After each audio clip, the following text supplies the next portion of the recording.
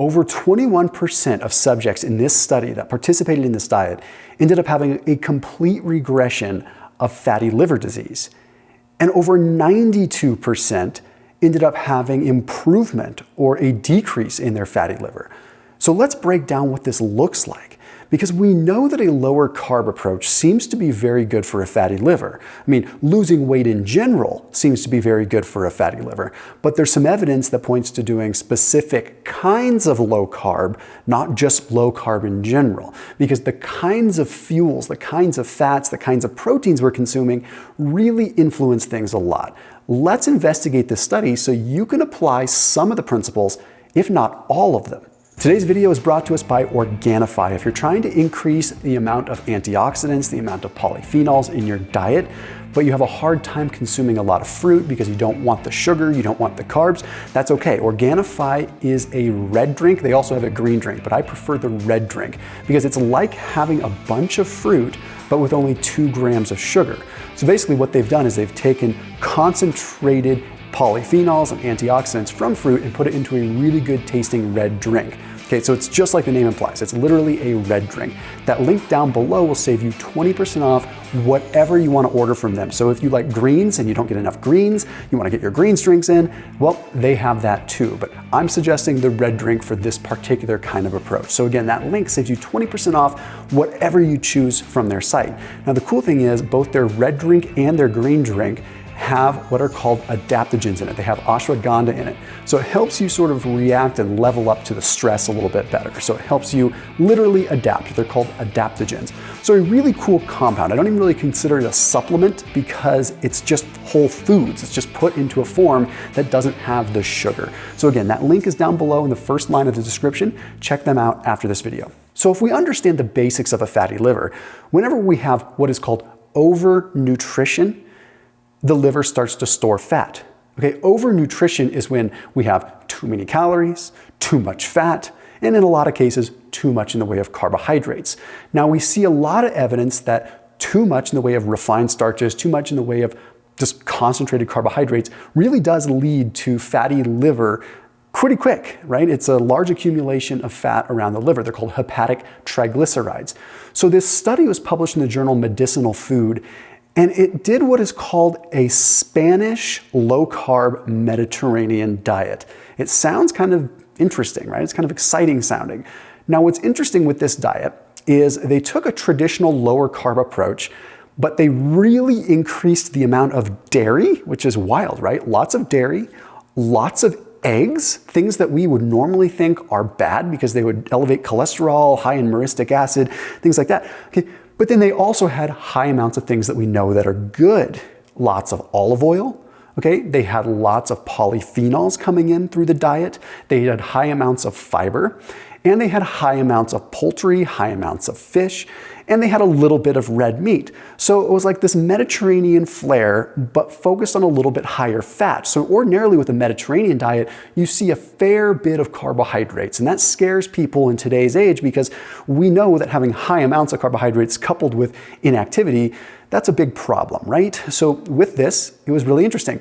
Now, we'll get to the fatty liver component, but chances are, if you're concerned with a fatty liver, you're probably a little bit overweight too. I'm gonna go out on a limb and assume this. Well, this study, subjects went on average from 242 pounds down to 209 pounds with this intervention.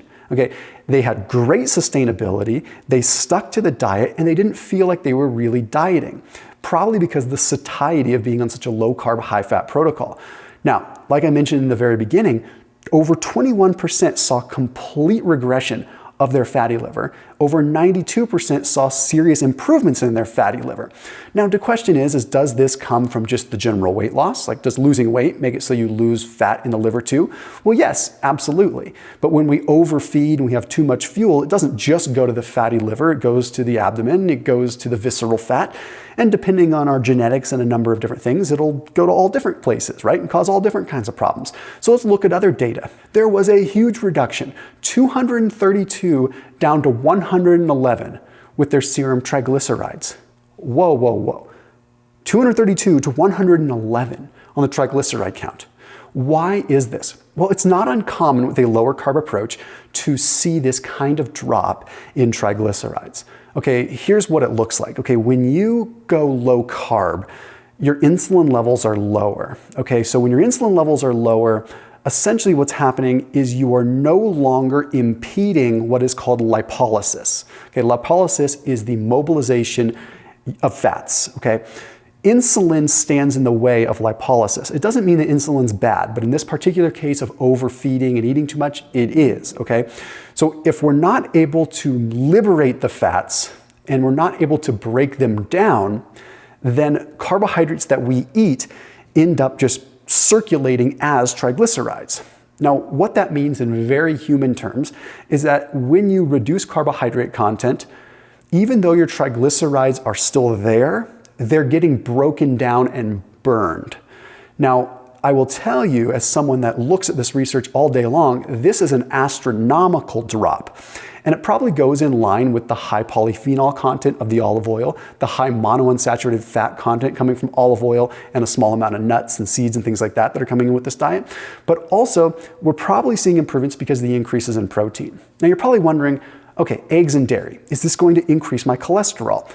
And that's a valid question, but a lot of the data now suggests that when you consume dietary cholesterol, your body decreases the amount of cholesterol it produces endogenously. So we produce cholesterol inside our bodies, okay, but we also consume cholesterol. But the lion's share of the cholesterol in our bodies is made inside our bodies. And when we eat more cholesterol, the body keeps things in balance and just starts producing less. So it all comes out in the wash. But let's keep going here. This study also found that subjects had a decrease in their LDL cholesterol by 23 points. Now, this is nuanced. Okay, let me explain something. If you go low carb and you eat a bunch of saturated fat, there's a good chance you'll see your LDL go up. Now, that doesn't always mean that it's bad. Okay, when you consume saturated fat, it occupies LDL receptors within the liver. So basically, LDL doesn't have anywhere to go, so it stays circulating. But this isn't the end of the world. There's a lot of different things we have to pay attention to. The APOE allele, all these different things that are complicated. So it doesn't stop there. Is increasing LDL a good thing? No. Is it a bad thing? Not necessarily either, because it depends on so many different things that I'm honestly not qualified to say because they're very individual. But what people do usually point at in the mainstream is if they see an increase in LDL, they freak out, okay? So the fact that this study still showed a decrease in LDL, and it didn't go into detail on particle size, which I don't need to just bore you with those details. But regardless, we saw a nice decrease, which is just beneficial for the mainstream. But there was also a significant decrease in liver enzymes. We're talking a 71 down to a 37 in ALT. Now, what this means is that the liver is not working as hard, and this probably is partly to do with the fatty liver, right? Less fatty liver, going to be lower liver enzymes as well. A lot of things start in the liver. If you're dealing with insulin resistance, the liver plays a role too. The liver recognizes what glucose is in the bloodstream and it communicates to the pancreas. When your liver enzymes are high, you could theorize that the liver's not going to do as good of a job communicating because it's under stress. And there's a lot of nuance there, of course, too. So what does this look like? Like, what do you do if you say, hey, I like this, I want to do this? The first step for most people that are dealing with a fatty liver, the obvious one is lose weight, but then begs the question, what method is best for you? Okay, the lion's share of people that I talk to do really well with reducing fatty liver and their overall central adiposity, fat around the midsection, by going lower carb.